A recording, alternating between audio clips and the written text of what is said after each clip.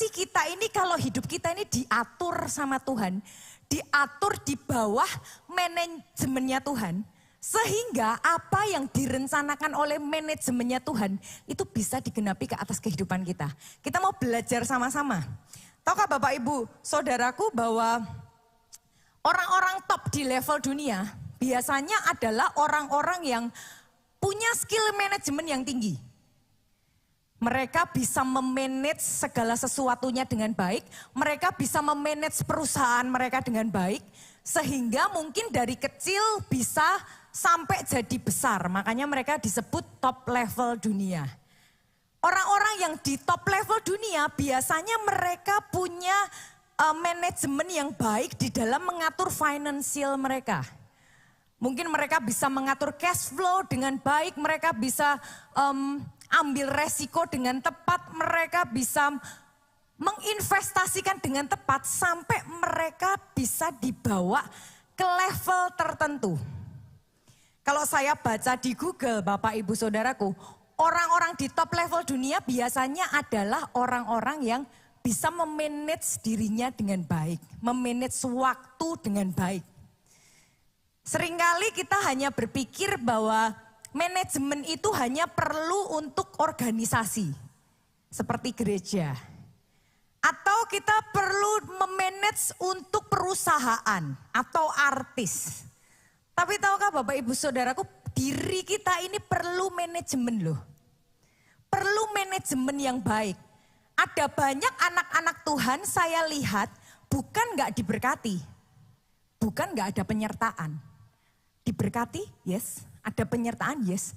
Tapi sesimpel gak bisa manage.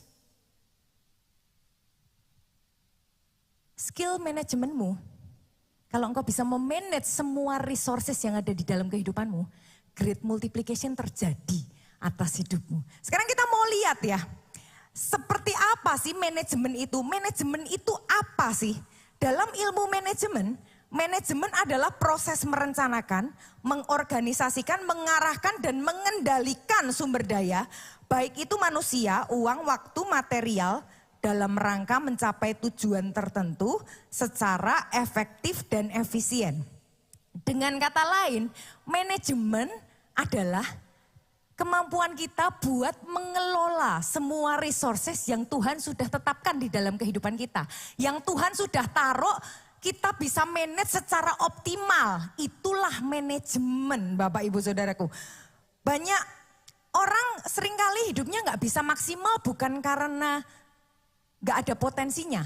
Ketika anak-anak Tuhan menerima Yesus sebagai Tuhan dan Juru Selamat, Bapak Ibu, ada potensi kebesaran yang dia taruh atas kehidupan anak-anak Tuhan. Tapi kenapa kok masih stuck seringkali anak-anak Tuhan, masih jalan di tempat? Karena gak bisa memanage apa yang Tuhan sudah percayakan, sehingga gak bisa dibawa terbang tinggi. Padahal kalau kita bisa menerapkan semua yang Tuhan sudah titipkan di dalam kehidupan kita. Oh yes, sungguh-sungguh saya percaya great multiplication itu terjadi dan digenapi. Oleh sebab itu hari ini Bapak Ibu, kita mau belajar sama-sama, kita harus masuk di manajemen yang seperti apa sih. Sehingga kita ini bisa mengikuti rencana Tuhan yang sudah Dia siapkan yang begitu besar di dalam kehidupan kita. Tahukah Bapak Ibu Saudaraku, kapasitas berkat kita itu ditentukan dari cara gimana kita memanage kehidupan kita. Ada orang-orang tertentu contoh ya, gak bisa mengatur manajemen keuangan atau perusahaannya. Ada orang-orang yang doa sama Tuhan minta diberkati. Datang ke pendeta, pastor tolong doakan aku butuh supaya Tuhan berkati hidupku. Akhirnya didoakan dan sungguh-sungguh perusahaannya dipertambah klien-klien baru, kesibukannya juga bertambah, tekanannya juga bertambah. Orang lupa kalau diberkati, tanggung jawabnya juga makin besar. Akhirnya datang lagi ke pendeta, bilang apa? Pastor saya gak bisa saya kewalahan. Akhirnya gimana? Akhirnya saya tolak-tolakin. Pastornya domblong. Tuhannya juga ikut bingung. Tadi minta diberkati, tetapi begitu diberkati bingung. Kenapa?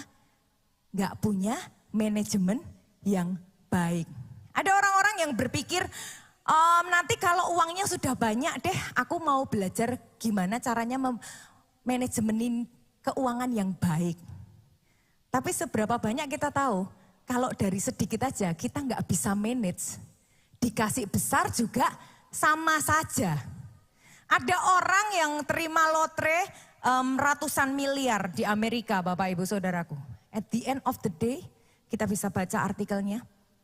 At the end of the day dia justru lebih miskin daripada sebelum dia terima lotre. Ada saya baca news. Satu desa beli total mobil 179 kalau nggak salah, 179 mobil. Satu orang bisa beli 2 sampai 3 mobil, ada yang beli sampai 17 mobil. Artikel yang sama ditulis setahun berikutnya, less than a year.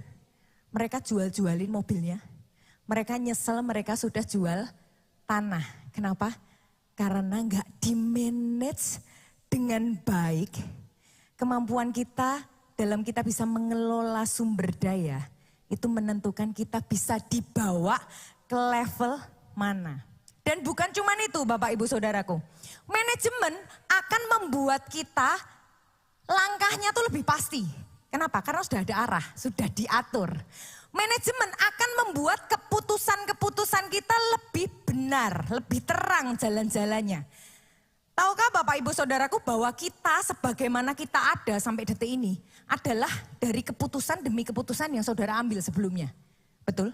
Keputusan-keputusan yang benar akan membawa kita semakin naik. Keputusan-keputusan yang salah akan membawa kita semakin turun. Keputusan-keputusan yang salah bahkan seringkali menghancurkan. Tahukah Bapak Ibu Saudaraku kalau iblis gak bisa membuat engkau jauh dari Tuhan. Kalau iblis gak bisa membuat engkau jatuh dalam dosa, dia akan membuat engkau salah langkah. Oleh sebab itu dibikin gimana sih? Dibikin hidupnya yang ngalir gitu aja. Terserah, aku memanajemenin diriku sendiri.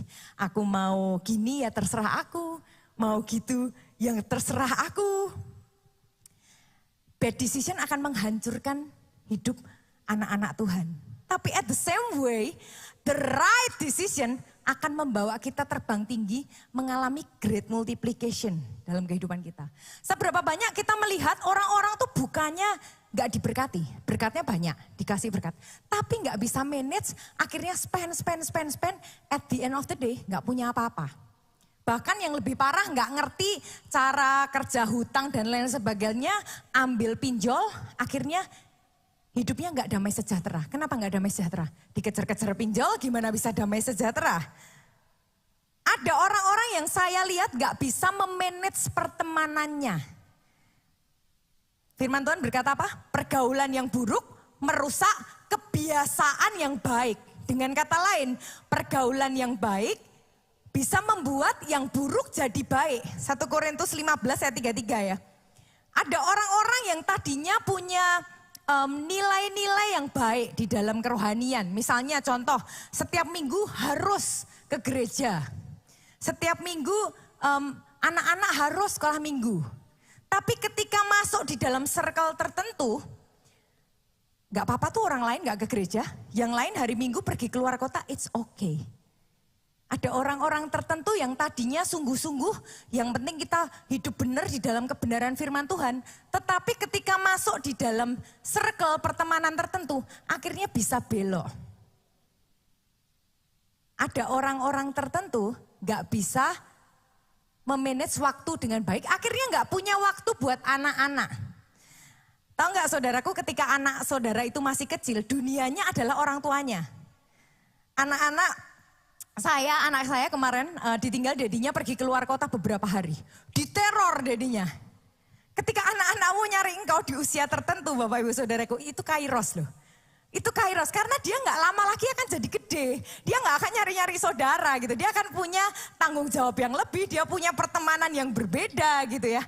Jadi seperti apa keluarga kita, seperti apa nilai-nilai di dalam kehidupan kita, manajemen dalam kehidupanmu itu sangat menentukan. Oleh sebab itu, manajemen yang baik akan membawa kita justru mengalami percepatan. Loh kok bisa? Contoh ya Bapak Ibu, kalau ada seorang artis masuk di dalam manajemen yang besar, ternama gitu. Kira-kira bisa jadi nggak artisnya? Sangat mungkin bisa terjadi. Ada artis-artis tertentu yang nggak mau pakai manajemen. Semua diurusin sendiri. Mungkin dia deal-deal kontrak, deal-deal sendiri, ngurusin konten sendiri, ngatur koreo, mungkin ngatur koreo sendiri. Bisa nggak terkenal? Bisa mungkin. Tetapi tidak akan dibawa sampai seperti level seperti apa. Oleh sebab itu, kita masuk di manajemen yang mana, itu menentukan kita jadi seperti apa Bapak Ibu Saudaraku. Dalam hidup Tuhan Yesus sendiri, Bapak Ibu, saya tuh melihat Yesus itu punya manajemen yang luar biasa. Yesus itu selama 3,5 tahun pelayanan Yesus bisa berdampak sampai ribuan tahun. Bahkan dampaknya makin besar kita lihat. Mungkin saudara bisa berkata kepada saya, kan Yesus anak Allah, dia ada penyertaan. Tetapi bukankah Bapak Ibu Saudaraku, engkau juga anak Allah yang diurapi dan disertai oleh Tuhan? Khotbah 2 minggu yang lalu, Yesus 100% Allah, yes. Tetapi dia juga 100% manusia. Yang satu dilakukan, yang lain jangan ditinggalkan, nggak dilakukan. Engkau boleh berdoa Bapak Ibu Saudaraku, tetapi kalau kita nggak punya manajemen dalam kehidupan kita yang baik, kita nggak akan bisa dibawa kemana-mana. Kita mau bedah ya, Yesus ngapain aja sih? Yesus itu dia punya time management yang baik. Waktu Yesus pelayanan, Yesus itu selalu diikuti sama ribuan orang. Ada orang yang minta didoakan sakit. Itu Yesus sepanjang hari, kalau time managementnya nggak benar, tiap hari isinya doain orang sakit. Kenapa? Karena yang ngikutin dia banyak sekali dan firman Tuhan berkata dia menyembuhkan itu semua. Kalau saudara sakit, saudara dikasih tahu semua orang yang datang kepada Yesus sembuh. Langsung apapun yang terjadi pokoknya cari Yesus kan. Kalau Yesus nggak hati-hati, dia nggak punya time management yang baik. Dia bisa capek kehabisan waktu hanya untuk doain orang sakit. Tapi Yesus tahu kapan waktunya dia mengajar. Yesus tahu kapan waktunya dia berkhotbah. Dia tahu kapan waktunya dia memuridkan murid-muridnya. Bahkan bukan cuma itu Bapak Ibu. Yesus itu punya jajaran pemuritan yang luar biasa. Memang murid-muridnya cuma 12. Tetapi di firman Tuhan dikatakan apa? Ada 70 murid, ada 120 murid. Jadi dia itu mengatur, Yesus mengatur jajaran leadership dengan luar biasa. Yesus punya manajemen yang luar biasa. Dan hari ini Bapak Ibu Saudaraku, Yesus punya undangan buat kita semua. Undangannya apa? Undangannya masuk di bawah manajemennya Yesus. Kita mau buka Matius 11 ayat 28 sampai yang ke-30. Datanglah kepadaku engkau yang letih lesu dan berbeban berat, maka aku akan memberikan kelegaan kepadamu. Semua sudah hafal ayat ini. Saya mau ajak kita buat baca di versi BIMK-nya, Bahasa Indonesia Masa Kini. Ayat 28, datanglah kepadaku kamu semua yang lelah dan merasakan beratnya beban. Kalau hidup ini nggak di-manage dengan baik Bapak Ibu Saudaraku, seringkali hidup itu jadi beban. Kalau kita melakukan banyak hal itu wrong decision, seringkali hidup itu malah jadi letih, burn out. Salah apa contohnya? Salah pilih pasangan hidup gitu misalnya. Atau salah waktu di dalam manajemen. Kerja terus gak dapat apa-apa. Akhirnya keluarganya berantakan. Akhirnya tertekan. Jatuh di dalam hutang piutang. Akhirnya hidupnya makin letih, makin letih. Makin letih, hidupnya semakin letih dan penuh beban. Yesus sudah tahu, sudah melihat ini bahkan sejak dari zaman dahulu kala, Bapak Ibu Saudaraku. Oleh sebab itu dia memberikan undangan buat semua yang letih, lesu, dan berbeban berat, aku akan menyegarkan kamu. Disuruh apa kita? Ikutlah perintahku. Disuruh masuk. Ikuti perintahku ini loh. Dan belajarlah daripadaku. Tahukah Bapak Ibu, ketika engkau menerima Yesus sebagai Tuhan dan Juru Selamat, engkau gak cuma nerima Yesus terus mati masuk surga, bukan gitu. Tetapi di dalam keseharian kita, dalam pengenalan kita akan Yesus, kita belajar dari Yesus. Semakin lama, semakin menyerupai Yesus. Oleh sebab itu dia berkata, ikutlah perintahku dan belajarlah daripadaku, sebab aku ini lemah lembut dan rendah hati, maka kamu akan merasa segar. Karena perintah-perintahku itu menyenangkan dan beban yang kutanggungkan ke atasmu itu ringan. Kalau orang mismanagement, Bapak Ibu Saudaraku, seringkali hidup itu jadi beban. Kita bisa memilih hidup yang berproduktif lah ya, hidup yang produktif, kita bisa happy, kita bisa melakukan keputusan-keputusan yang benar. Tetapi kalau mismanagement, hidup itu bisa hancur, bisa capek. Apapun pilihan kita Bapak Ibu Saudaraku, pastikan kita memilih manajemen Yesus. Mungkin engkau bisa memilih untuk engkau memanage dirimu sendiri. Tapi saya sudah melihat tuh orang yang ngambil keputusan-keputusan sendiri, orang yang berjalan-berjalan sendiri, akhirnya capek juga. Yang menurut orang, oke, yang penting hidup tuh kan harus baik. Yang penting hidup tuh kan, yang penting aku gak berbuat jahat, yang penting berbuat baik, gak perlulah Yesus-Yesusan. Saya ngelihat at the end of the day, kosong dalam hatinya. Zero. Tapi permasalahannya Bapak Ibu Saudaraku, kalau kita masuk di dalam manajemen Yesus, kita nggak bisa sembarangan lagi. Karena setiap manajemen itu punya blueprintnya sendiri-sendiri. Artis-artis Korea yang begitu terkenal itu tadi Bapak Ibu Saudaraku ya, artis-artis K-pop gitu ya.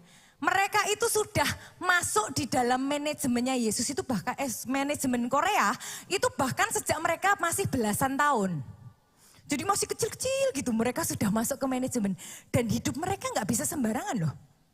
Diatur jam latihan ngedance-nya, diatur makannya, diatur badannya sedemikian rupa. Sehingga sampai jadi seperti yang kita lihat sekarang. Banyak orang Bapak Ibu, hidup itu kayak berputar pada dirinya sendiri. Hidup kan yang penting aku gak berbuat jahat lah ya. Yang penting nanti usahaku rame, yang penting anak-anakku diberkati, yang penting nanti anak-anakku dapat orang-orang juga yang baik. Itu bukannya salah ya. Itu semua adalah tanggung jawab kita. Tetapi bolehkah saya katakan ketika kita masuk di dalam manajemen Yesus, hidup kita dibawa jauh lebih besar dari seputar aku, dan aku. Hidupmu dibawa jadi dampak bagi banyak jiwa-jiwa di luar sana. Oh yes. Banyak orang tuh mikirnya aku. Padahal kalau manajemen artis Bapak Ibu Saudaraku, kita ngelihatnya sekarang kan udah terkenalnya gitu ya. Kita ngelihatnya orang itu udah kayak contoh deh, manajemen artis yang terkenal apa nih? SM gitu, entertainment gitu. Atau mungkin kita lihat manajemen artis yang benar-benar membuat orang dari yang tadinya nobody. Kalian tahu nggak Bapak Ibu Saudaraku, anak saya itu suka K-pop. Jadi karena dia suka K-pop, saya tuh tahu loh, ada artis-artis ya yang sampai apa ini namanya merchandise light stick ya, light sticknya itu bisa dijual sangat mahal. Padahal itu cuma plastik yang kayak bisa nyala-nyala gitu. Saya lebih gak habis pikir lagi Bapak Ibu. Ada artis-artis tertentu yang gambar kartunnya itu bisa dijual sebagai merchandise. Mereka masuk di dalam manajemen yang benar. Mereka bisa dibawa terbang sampai istilahnya level yang mereka gak pernah bisa bayangin sebelumnya. Dari yang nobody sampai terkenal. Tetapi hidup mereka gak bisa kayak sembarangan. Contoh deh kalau kita lihat Blackpink deh. Ada yang tahu Blackpink nggak di sini? Tahu ya? Blackpink yang kita suka apa? Suaranya mungkin, lagunya, suaranya ya kan? Mereka tahu nggak Bapak Ibu, nggak usah Blackpink lah, WL di tempat kita itu. Ko Ferdinand tadi Bapak Ibu, kalau mau WL, makan nggak boleh sembarangan. Ko Ferdinand kalau mau WL, makannya dijaga, nggak boleh gorengan, nggak boleh es. Blackpink saudaraku, mau latihan, ngedance, kita lihatnya ngedance-nya udah bagus gitu ya. Mereka latihan berbulan-bulan dari pagi sampai malam, dari malam sampai pagi. Latihan terus sampai yang kita lihat sekarang ini. Dan sekarang nggak cuma Blackpink ya, muncul banyak sekali. Ada apa tuh? aespa, ada apa lagi? Saya juga nggak terlalu tahu ya, Baby Monster dan lain sebagainya gitu. Jadi benar-benar mereka itu hidup di bawah manajemen. Mereka nggak bisa sembarangan lagi hidup. Tetapi karena mereka tahu tujuannya apa. Mereka melakukan itu dengan sukacita. Kita ngelihat apa lagi? Bodinya gitu ya, body goals. Tahukah Bapak Ibu, saya itu nge-gym sudah berapa tahun ya kan. Mau bikin roti sobek itu aja perjuangannya luar biasa sekali gitu. Gak gampang gitu ya. Tapi kalau kita masuk di dalam manajemen, yang kamu makan apa, itu diatur loh. Gak bisa sembarangan. Mau minum Coca-Cola, gak boleh. Olahraga bebannya harus diatur, terlalu ringan gak boleh, terlalu berat gak boleh. Mereka sudah punya cara-cara tertentu supaya bisa dibawa sampai level tertentu. Engkau mau great multiplication terjadi atas hidupmu. Sorry, sekali lagi saya katakan, doa, puasa, firman. Itu adalah nge-gymnya roh Bapak Ibu Saudaraku. Seringkali kita berpikir bahwa kok aku ini stres ya. Kok aku ini kok kayak gak bisa mikir jernih ya. Banyak orang udah masuk di level depresi. Kalau depresi itu sudah kayak no hope. Kalau jiwanya kena, cek. Biasanya rohnya gak kuat. Rohnya kuat, otomatis jiwanya kuat. Kalau jiwanya kuat Bapak Ibu, kalau masalah itu datang, kita lebih kuat dari masalahnya. Masalah ya kayak ya udah aja gitu. Kan kita lebih kuat. Oleh sebab itu disiplin rohani, khotbah minggu lalu gak boleh dilupakan. Sorry, kalau kita masuk di dalam manajemen, kita gak bisa hidup sembarangan-sembarangan lagi. Ada orang-orang berpikir jadi orang Kristen gak enak ya. Gak boleh ini, gak boleh itu. Tapi tahu gak, ketika kita masuk di dalam manajemennya Yesus, Yesus itu yang membentuk kita bahkan dari dalam kandungan ibu kita.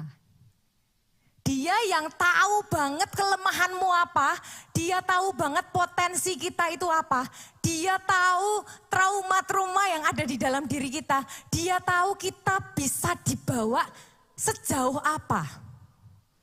Engkau mungkin pengen, gak mau lah aku manajemen Yesus, manajemen diri aja sendiri. Aku bisa terserah, ngatur manajemen seharian, aku mau main game terserah.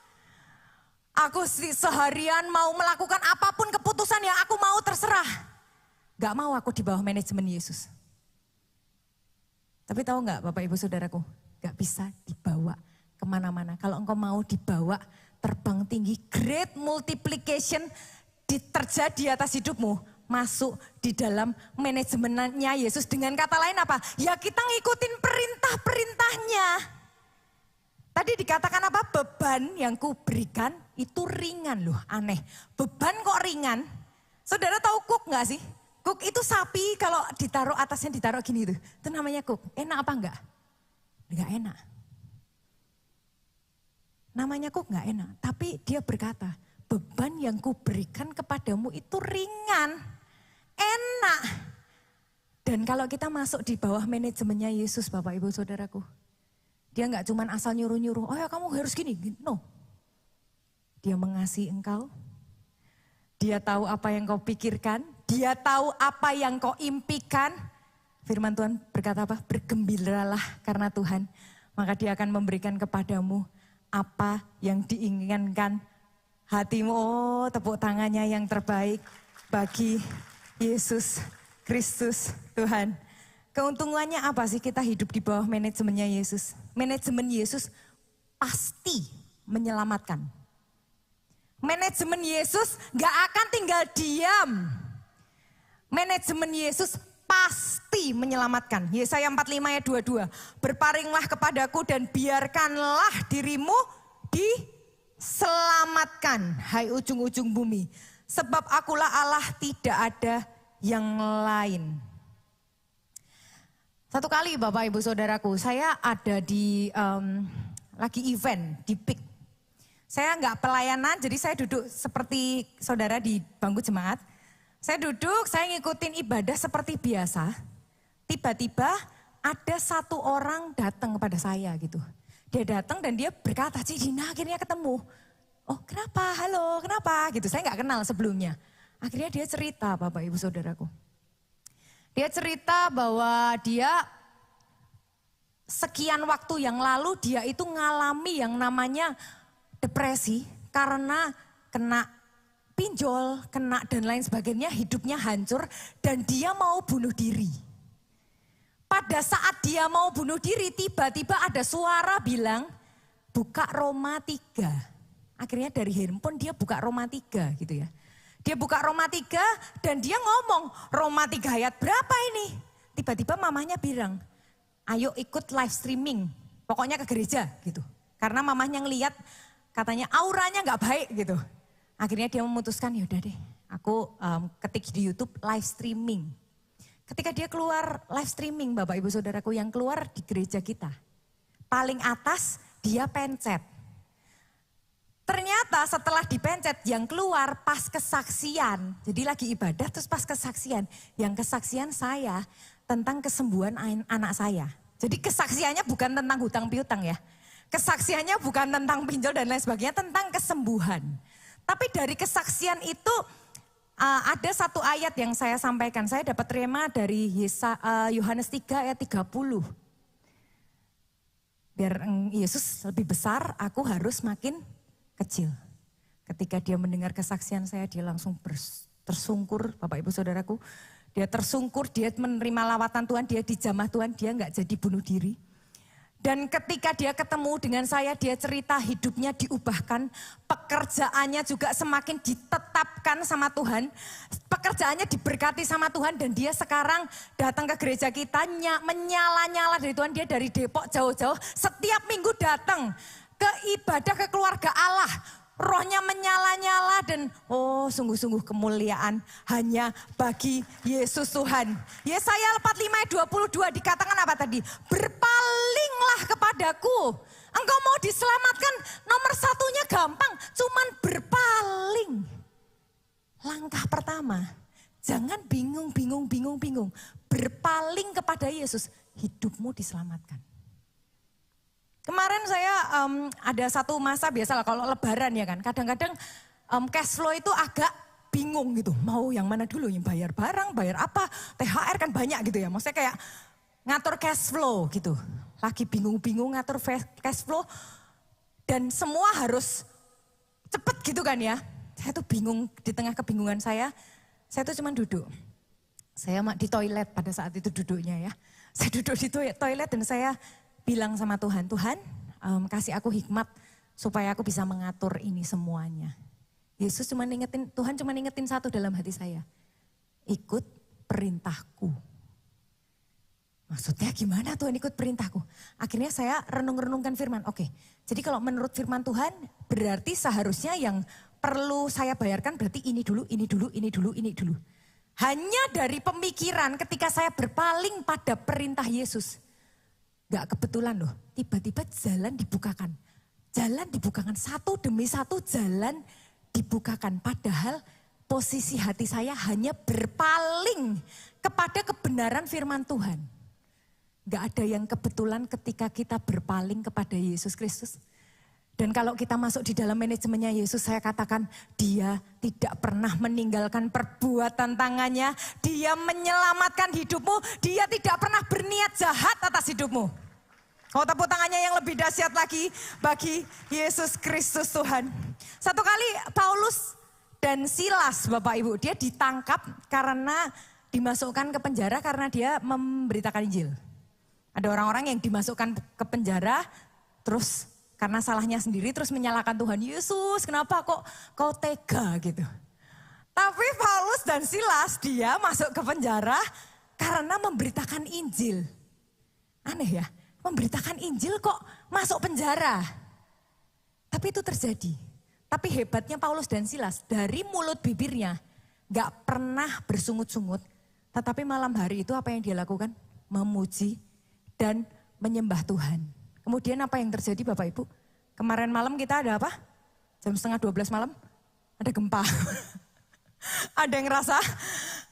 Kemarin malam ada gempa, saya gak terlalu berasa. Suami saya yang berasa gitu ya. Tapi saya yakinkan saudara, gempanya yang terjadi di Paulus sama Silas bukan gempa kayak kemarin. Tetapi sungguh-sungguh gempa bumi yang amat sangat gitu ya. Sampai ini loh apa, belenggunya tuh lepas. Sampai belenggunya lepas dan orang-orang di sekitarnya sampai ketakutan. Sampai kepala penjaranya, dia berkata apa sih? Kisah Para Rasul 16 ayat 30. Ia mengantar mereka keluar sambil berkata, Tuan-tuan, apakah yang harus aku perbuat supaya aku selamat? Kau pengen selamat dalam hidupku, Bapak Ibu Saudaraku? Masuk di dalam manajemennya Yesus. Karena manajemennya Yesus itu enggak tinggal diam. Kalau engkau sudah melakukan segala sesuatu yang Tuhan perintahkan. Seringkali yes, memang ada masalah di dalam kehidupan kita. Tapi tunggu. Tunggu sampai akhirnya dia menyelamatkan kehidupanmu. Dia dikatakan, jawab Paulus dan Silas ayat 31, jawab mereka, percayalah kepada Tuhan Yesus Kristus dan engkau akan selamat, engkau dan seisi rumahmu. Tepuk tangannya yang terbaik bagi Yesus. Tuhan, manajemen Yesus pasti menyelamatkan. Yang kedua Bapak Ibu, manajemen Yesus menyertai senantiasa. Matius 28 ayat yang ke-20, dan ajarlah mereka melakukan segala sesuatu yang telah kuperintahkan kepadamu. Jadi disuruh belajar lagi akan kebenaran firman Tuhan. Jangan capek-capek senggol kanan kirinya. Setiap hari Bible-nya dibaca. Setiap hari dengar firman Tuhan. Dan ketahuilah aku menyertai kamu senantiasa.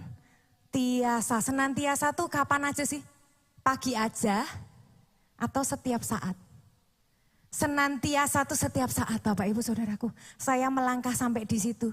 Saya melangkah sampai di sini. Mungkin saat ini ada hal-hal yang gak baik yang terjadi dalam kehidupanmu. Tetapi percayalah, kalau engkau masuk di dalam manajemennya Yesus, Dia menyertai engkau bukan kemarin, bukan cuma tadi pagi, bahkan sampai detik ini, bahkan sampai ketika engkau mengalami hal yang gak enak sekalipun, Dia menyertai hidupmu senantiasa. Oh, aminnya yang paling keras bagi Yesus Tuhan. Lanjutin lagi. Sampai kepada akhir zaman. Menyertainya bukan sampai detik ini aja. Bukan sampai besok. Saya nggak tahu ya nanti akhir zaman kita semua masih hidup apa enggak. Nanti kalau kiamat kita masih hidup apa enggak saya nggak tahu. Tapi sampai memutih rambutmu. Sampai engkau rentah atau engkau sehat.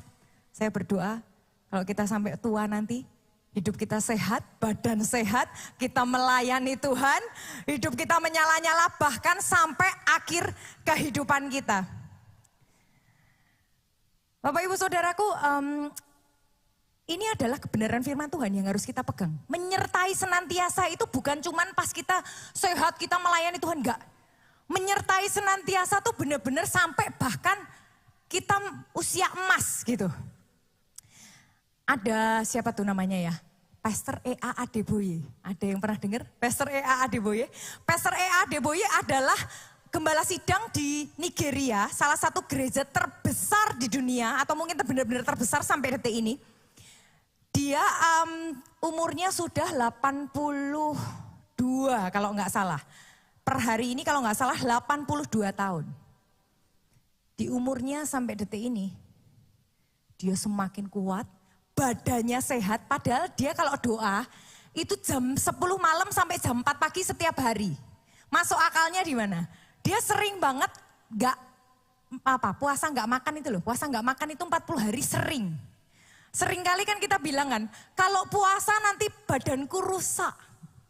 Kalau puasa nanti aduh kulitku kering gitu kan ya. Nanti kalau puasa nanti lambungku nggak bener. Hello, ada contohnya. Pastor EA Dewo yang nggak makan, kalau kita nggak makan puasa, saya pernah puasa Esther 3 hari aja, bener-bener kayak, aduh makanya tuh ditusuk-tusuk gitu, badannya kayak ditusuk-tusuk sampai gemeteran shaking. Pastor Dewo ya, di umurnya yang segitu, ada yang umurnya 82 di sini, nggak makan 40 hari itu biasa buat dia. Dan saudara lihat, dia hidup di bawah ajaran Yesus, di bawah aturan Yesus, di bawah perintah Yesus. Sampai masa tuanya. Dia tumbuh segar, badannya sehat, pelayanannya berdampak bukan cuma di Lagos, bukan cuma di Nigeria, no. Pelayanannya berdampak sampai ke bangsa-bangsa dan dia benar-benar dari pelayanannya jutaan jiwa datang mengenal Yesus Kristus Tuhan. Masuk di bawah manajemennya Yesus, dia tidak akan meninggalkan perbuatan tangannya. Sampai masa tuanya, ayat Mazmur 92 beberapa bulan yang lalu kita pernah baca. Orang yang ditanam di bait Allah akan bertunas, sampai masa tua pun akan, apa itu namanya? Lupa saya. Gemuk ya, berbuah, gemuk berbuah. Firman Tuhan ya dan amin. Kalau ada yang salah dari firman Tuhan tidak ada. Percaya firman Tuhan as is. Dan firman Tuhan itu ya dan amin. Engkau berbuah, engkau semakin kuat, semakin lama dibawa, semakin terbang tinggi. Enggak cuman level hidupku, yang penting aku. Tetapi levelmu akan dibawa sampai naik jauh melebihi yang pernah kau bayangkan. Dan kau pikirkan great multiplication digenapi atas kehidupanmu. Tepuk tangannya yang terbaik bagi Yesus Kristus Tuhan. Hal yang sama sebenarnya juga saya lihat dari diri Pak Obaja. Pak Obaja di usianya 70 lebih ya sekarang ini ya. Semakin tua, dia pernah pengen pensiun. Tapi bolehkah saya katakan Bapak Ibu, kalau kita masuk di dalam manajemennya Yesus, pensiun, forget it. Gak akan ada kata pensiun. Kenapa? Karena yang Tuhan mau bikin itu ke atas muka bumi itu sangat besar. Dia itu punya apa sih namanya? Blueprint ya. Dia itu memikirkan sesuatu yang sangat besar. Oleh sebab itu dia itu mengundang setiap kita untuk masuk jadi alat-alatnya Tuhan. Oleh sebab itu Bapak Ibu Saudaraku, kalau kita masuk di dalam manajemennya Yesus, emu tuh lebih tinggi. Gak cuman yang penting aku, tapi engkau akan dibawa melampaui apa yang pernah kau bayangkan dan kau pikirkan. Dan bukan cuma itu, manajemen Yesus tidak membiarkan kita dipermalukan. Roma 9 ayat 33, seperti ada tertulis sesungguhnya, aku meletakkan di Sion sebuah batu sentuhan dan sebuah batu sandungan. Dan siapa yang percaya kepadanya, katakan sama-sama dengan iman, tidak akan dipermalukan. Oh, tepuk tangannya yang terbaik bagi raja di atas segala raja. Kita masuk di bawah manajemen Yesus itu enggak sia-sia. Dia tidak akan pernah mempermalukan perbuatanmu. Kalau ada mungkin saat ini kau ngerasa dalam keluargamu, mungkin suamimu, mungkin istrimu, mungkin anakmu membuat malu keluarga. Masuk di bawah manajemennya Yesus, tersungkur di bawah kaki Yesus. Firman Tuhan berkata apa? Tidak akan dipermalukan. Berarti keluargamu tidak akan dipermalukan. Nama baikmu tidak akan dipermalukan. Lanjutin lagi. Daud, Bapak Ibu Saudaraku. Daud adalah orang yang benar-benar dalam kehidupannya dia masuk di dalam manajemennya Yesus Kristus. Dia ngikuti Yesus, tapi dia pernah jatuh enggak? Pernah jatuh, namanya juga manusia. Tetapi kalau kamu masuk di dalam manajemennya Yesus, mungkin kau jatuh. Mungkin ada orang yang mereka-rekakan supaya kau jatuh. Tapi kalau kita masuk di dalam manajemennya Yesus, firman Tuhan berkata apa? Tuhan menetapkan langkah-langkah orang yang hidupnya berkenan kepadanya. Langkah ditetapin tuh kayak gimana sih? Kamu setiap langkah ini diatur loh sama Tuhan. Enak kan? Kalau kita masuk di dalam manajemennya Yesus, langkah diatur. Walaupun depanmu nih sepertinya badai, nggak kelihatan jalannya. Tapi setiap langkah demi langkah diatur. Tuhan menetapkan langkah-langkah orang yang hidupnya berkenan kepadanya. Apabila ia jatuh, tidak sampai tergeletak. Oh, so sweet banget ya. Sebab Tuhan menopang tangannya. Ayat 25, dahulu aku muda, sekarang telah menjadi tua, tetapi tidak pernah kulihat orang benar ditinggalkan atau anak cucunya minta roti. Bapak ibu saudaraku, engkau masuk di dalam manajemennya Yesus itu artinya apa sih? Engkau ngikutin perintah-perintahnya. Engkau ngikutin yang Tuhan mau itu apa? Manajemen sudah punya program tertentu. Kalau gereja kita ini punya SPR Bapak Ibu. Gereja kita punya SPR yang akan membawa kita semakin hari, kita akan semakin dewasa rohani melalui SPR itu tadi. Nanti kalau nggak ngerti SPR apa bisa tanya ke ICM, oke? Atau tanya ke KKS. Manajemen Yesus juga sama. Manajemen Yesus menopang tangannya sehingga kita, kalau kita jatuh pun tidak sampai tergeletak. Firman Tuhan berkata, dahulu aku muda, sekarang telah menjadi tua, tidak pernah kulihat orang benar ditinggalkan atau anak cucunya meminta roti. Jadi bukan cuman kita, sampai anak cucu kita. Wow. Sampai ribuan generasi. Kita masuk di bawah manajemen Yesus, bukan cuman kita yang dipikirin Bapak Ibu. Sampai generasimu, sampai anakmu. Apa yang kau tabur sekarang? Kelihatannya kau bayar harga, kelihatannya kau pelayanan, kelihatannya kau doa mungkin malam-malam, subuh-subuh kau doa, orang lain gak lihat. Tetapi apa yang kau tabur sekarang itu sampai ke anak cucu. Yesaya 54 ayat 4-5, janganlah takut sebab engkau tidak akan mendapat malu dan janganlah merasa malu sebab engkau tidak akan tersipu-sipu. Sebab engkau akan melupakan malu keremajaanmu dan tidak akan mengingat lagi aib kejandaanmu. Sebab yang menjadi suamimu ialah dia yang menjadikan engkau. Tuhan semesta alam namanya yang menjadi penebusmu. Ialah yang maha kudus, Allah Israel. Ia disebut Allah seluruh bumi, tepuk tangannya yang terbaik bagi Yesus Tuhan. Suatu ketika Bapak Ibu Saudaraku ada seorang yang namanya Dodi Austin kalau saudara tahu ya. Dodi Austin ring a bell gak?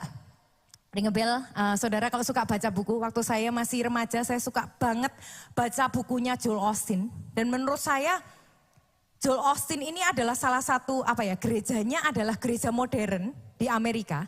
Tetapi masih mengusung spiritual gitu yang sudah ditinggalkan oleh kebanyakan orang-orang di Amerika. Jadi kalau di Amerika itu misalnya ngomongin tentang roh-roh gitu biasanya kurang populer gitu ya. Tapi ini gereja masih mengusung itu gitu loh. Masih ada spiritual gitu. Nah anyway Dodi Austin ini mamahnya Joel Austin. Satu ketika mamahnya ini kalau kita nyebutnya ngeroh. Tapi kalau saya nyebutnya dia berjalan di dalam benar-benar. Saya lihat tuh banyak anak-anak Tuhan di tempat ini. Rumahnya kemarin sharing sama saya. Rumahnya rayapan Bapak Ibu Saudaraku. Diusir di dalam nama Tuhan Yesus, rayapnya pergi. Itu sungguhan terjadi ada di gereja kita. Dan dia juga sama nih ceritanya. Satu kali mobilnya mogok. Mobilnya Dodi Austin ini. Mobilnya Dodi Austin mogok. Dan dia berkata, gak boleh. Mobil hamba Tuhan gak boleh mogok. Jadi gimana? Ditumpang tangani, didoakan. Akhirnya sudah didoakan. Kalau mogok biasanya kita ngapain sih? Panggil tukang ya biasanya ya. Anak-anaknya juga udah bilang gitu, udah lama ayo ambil tukang aja gitu ya. Dia enggak, pokoknya mobil hamba Tuhan gak boleh mogok. Dia sungguh doa. Akhirnya gimana? Tetap mogok.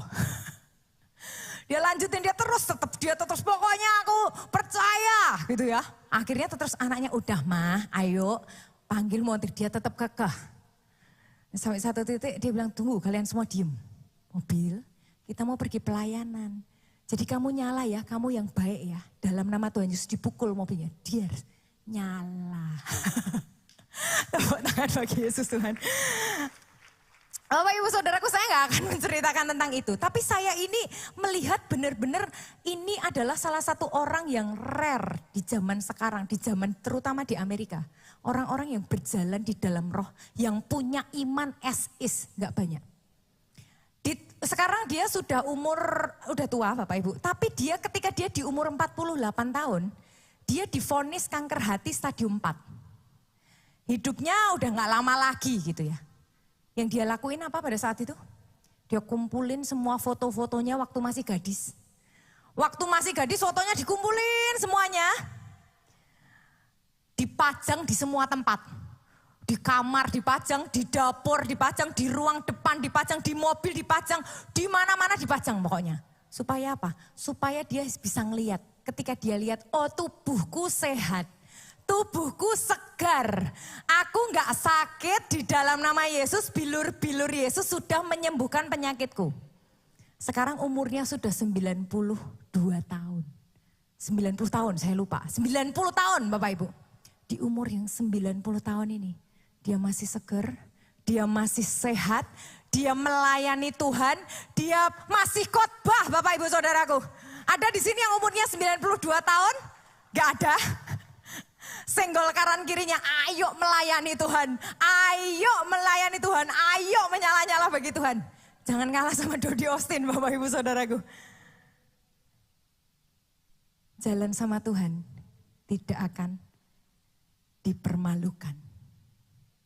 Tapi pertanyaannya, gimana caranya kita bisa berjalan di bawah manajemennya Yesus? Gak lain dan gak bukan. Bukalah hati dan responi ajaan Sang Juru Selamat. Tahukah Bapak Ibu ketika kita menerima Yesus sebagai Tuhan dan Juru Selamat, itu bukan cuman roh kita yang terus meninggal masuk ke dalam kerajaan surga, bukan cuman itu. Tapi benar-benar literally hidup kita itu diselamatkan. Tadi yang saya ceritakan, dia berpaling kepada Yesus, dia meresponi Yesus. Dari yang tadinya mau bunuh diri, gak jadi hidupnya diselamatkan. Kalau engkau belum menerima Yesus sebagai Tuhan dan Juru Selamat, hari ini ada panggilan, invitation bagi Yesusku yang hidup. Datang kepadanya, terima dia sebagai Tuhan dan Juru Selamat. Dia Allah yang akan menyelamatkan hidupmu. Yang kedua Bapak Ibu, jadikan Tuhan Yesus sebagai satu-satunya manajemen. Satu-satunya. Gak bisa kita masuk di dalam manajemennya Yesus, tapi dukunnya tetap jalan. Tetapi ramal-ramalnya tetap jalan. Tapi telaah-telaahnya tetap jalan gak bisa. Kamu tidak dapat minum dari cawan Tuhan dan juga dari cawan roh-roh jahat. Kamu tidak mendapat bagian dalam perjamuan Tuhan dan juga dalam perjamuan roh-roh jahat. Bahkan artis aja ya saudaraku, gak bisa loh masuk di dua manajemen. Kita bingung. Gimana caranya kita bisa masuk di manajemen? Yang satu bilang kasihilah musuhmu. Yang satu kalau kita ngikutin manajemen kita sendiri dari marahnya kita sendiri. Kita udah dilukai kok, gak bisa kita harus balas. Atau kalau kita disakiti, gak bisa kita harus jelasin. Biasanya kita butuh pembenaran ya. Kita biasanya butuh apa? Wah seorang membela kita gitu. Tapi kalau kita masuk di dalam manajemennya Yesus, udah bukan kita gak bisa kayak gitu lagi Bapak Ibu. Manajemennya kasihlah musuhmu. Apalagi? Sekali Yesus selamanya tetap Yesus, amin. Sekali Yesus selamanya tetap Yesus, Yesus yang terutama dan yang pertama, Yesus adalah segalanya dalam kehidupan kita. Yang ketiga Bapak Ibu Saudaraku, sepakat untuk memiliki visi yang searah dengan Tuhan. Gimana caranya kita bisa tahu visinya Tuhan dalam hidup kita apa?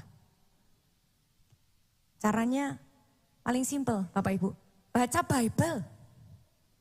Jadi kita tuh bisa tahu Tuhan itu sukanya apa, enggak sukanya apa, bolehnya apa, enggak bolehnya apa. Kita berjalan di dalam visinya Tuhan. Amos 3 ayat 3, berjalankah dua orang bersama-sama jika mereka belum berjanji. Alkitab kita apa? Perjanjian lama, perjanjian baru. Kalau engkau pengen ngerti visinya Tuhan dalam hidupmu itu apa? Baca Alkitab, read your Bible. Ini berkali-kali disampaikan over and over and over and over again ya. Saya percaya loh Bapak Ibu. Seringkali itu orang zaman sekarang tuh cuman lihat dari reels loh. Wah aku sudah baca firman, dari mana? Dari reels Instagram atau dari TikTok. Ya better sih daripada saudara lihat yang lain gitu ya. Tapi mau sampai kapan gitu? Itu remanya orang lain. Mulai gali remamu sendiri. Cari remamu sendiri. Kenapa? Karena tiap orang remanya tuh beda-beda. Tuhan itu adalah Tuhan yang personal. Bahkan dari orang tuamu belum kasih nama engkau sekalipun, dia sudah tahu loh hidupmu. Nanti kelak bakal jadi kayak apa. Dan saya percaya ya, ketika kita tahu kebenaran firman Tuhan, seakan-akan hidup kita tuh kayak diarahin gitu loh. Oh yang ini enggak. Oh yang ini Tuhan enggak suka, ya udah enggak dilakuin. Yang ini Tuhan suka dilakuin. Tapi bukan cuma berhenti sampai di situ. Taat mengikuti instruksi. Bapak Ibu Saudaraku, seringkali orang Kristen itu apa ya, ngelakuin sesuatu, ini dosa apa enggak ya? Bukan masalah dosa enggak dosa. Contoh nih misalnya nih, orang pelayanan gitu. Enggak pelayanan dosa apa enggak? Ya enggak dosa. Tapi berjalan di dalam kebenaran firman Tuhan. Sudah enggak, orang Kristen udah enggak, bukan dosa enggak dosa. Come on, kita levelnya udah lebih daripada itu Bapak Ibu Saudara. Ikut instruksi. 3 disiplin rohani kalau saudara lakuin terus dan terus. 3 disiplin rohani apa? Doa, puasa, baca firman Bapak Ibu Saudaraku. Engkau lakuin terus dan terus. Tiba-tiba ada instruksi. Engkau lakukan instruksi itu. Sekecil apapun, sendak mungkin apapun, enggak masuk akal apapun itu. Engkau lakukan instruksi Tuhan. Tiba-tiba suaranya lebih kencang lagi. Walaupun terkadang itu berat. Saya sering banget Bapak Ibu Saudaraku, ada momen-momen tertentu, enggak sering sih ya. Enggak setiap hari. Ada momen-momen tertentu saya tuh suka dibangunin sama Tuhan. Jam 3 pagi gitu ya. Ada momen-momen tertentu saya rajin banget. Dibangunin jam 3 pagi dan saya langsung bangun, saya langsung doa, baca firman gitu. Ada momen-momen tertentu dibangunin lagi saya ikutin. Tapi ada juga momen-momen yang saya enggak bangun. Terlalu capek Tuhan. Yang lain nanti doa jam 7 pagi juga mirip sama Tuhan, malah lebih seger. Kita ngomongnya gitu kan, lebih fokus Tuhan. Kalau doa jam 3 pagi gak fokus, kayaknya gak masuk akal loh. Pastor EA Deboye udah seharian capek mimpin KKR, disuruh Tuhan jangan tidur, doa. Orang kalau gagal paham sama Tuhan, dibilang kok Tuhan kejem. Tapi bukan itu. Tuhan itu pengen kita taat. Jam 3 pagi pada saat itu hari pertama saya dibangunin, saya gak bangun. Tuhan nanti itu jam 7 juga sama aja Tuhan, malah bisa lebih fokus. Akhirnya hari kedua saya dibangunin lagi, saya gak bangun. Saya lupa tepatnya hari ketiga atau hari keempat gitu. Akhirnya saya juga memutuskan untuk tidak bangun. Tahu gak? Di dalam hati saya, kenapa saya tanya sama Tuhan, kenapa sih Tuhan? Kenapa kok aku rasanya segini, kenapa Tuhan gitu. Pernah gak sih saudara dengar suara Tuhan sampai roh saudara itu bangkit? Tuhan cuma bilang satu hal, because it means so much to me. Malam itu, pagi itu saya nangis, saya langsung bangun, teriak gitu sama Tuhan, Tuhan sorry Tuhan. Kalau ini memang it means so much to you, buat apa aku gak lakuin ini gitu. Ketika ketaatan itu kita lakukan terus menerus. Tuhan itu gak akan pernah tinggalkan perbuatan tangannya Bapak Ibu Saudaraku. Jujur pelayanan seperti ini gitu ya, berbicara di depan gini, it's not my favorite things. Saya udah berkali-kali mau lari gitu. Kalau bisa enggak gitu. Enggak cuman momom, ternyata anaknya juga sama gitu ya. I cannot do this Lord. Berkali-kali saya bilang sama Tuhan, enggak Tuhan, kenapa enggak yang lain? Tuhan bilang aku maunya ini gitu. Saya berkali-kali saya berlutut di bawah kaki Tuhan, terus saya cuma bilang gini, Tuhan pakai hidupku, itu bertahun-tahun saya tahu Tuhan bisa pakai rambutku, Tuhan bisa pakai mataku, Tuhan bisa pakai hidungku, Tuhan bisa pakai apapun Tuhan. Saya doanya ngomong kayak gitu. Tapi ketika beneran dipanggil beneran gitu istilahnya, it's not easy gitu. Seringkali taat itu bukan sesuatu yang kita seneng. Kalau taat sesuatu yang kita seneng itu namanya kita ya berjalan bersama Yesus happy-happy ya kan. Tapi kalau taat yang kita nggak seneng Bapak Ibu Saudaraku, itu namanya submission.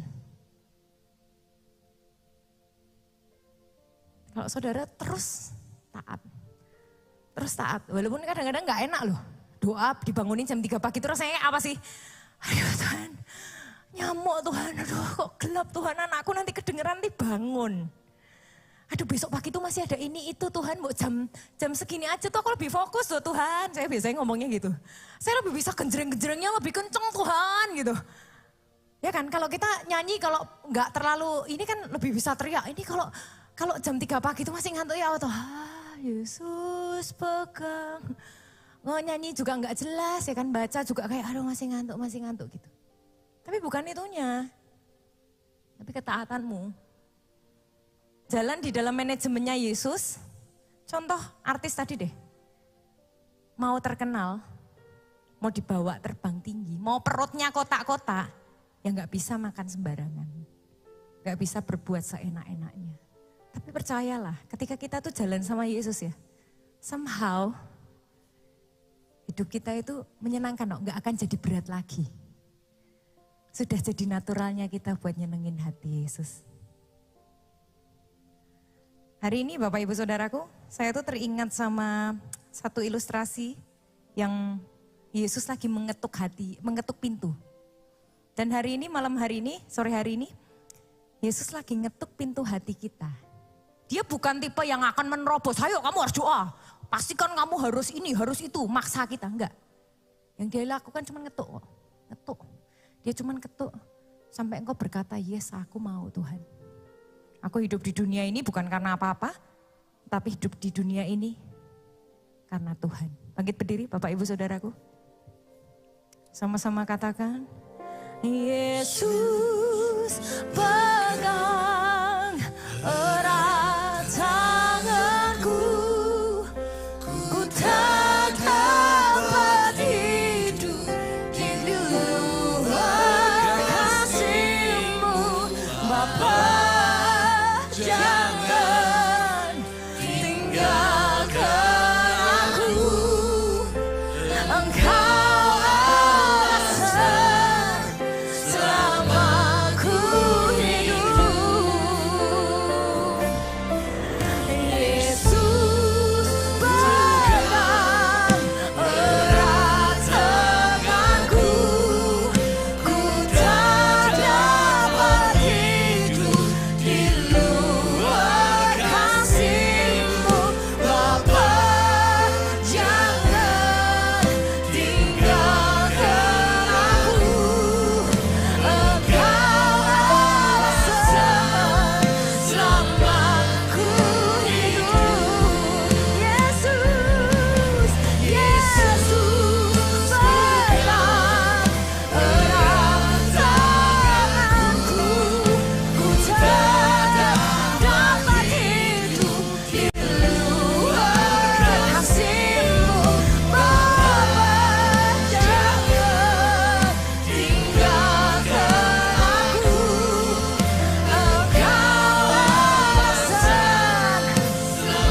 Mari umat Tuhan, angkat dua-dua tangan, katakan kepada Dia, Yesus pegang. Kami gak bisa jalan sendiri Tuhan.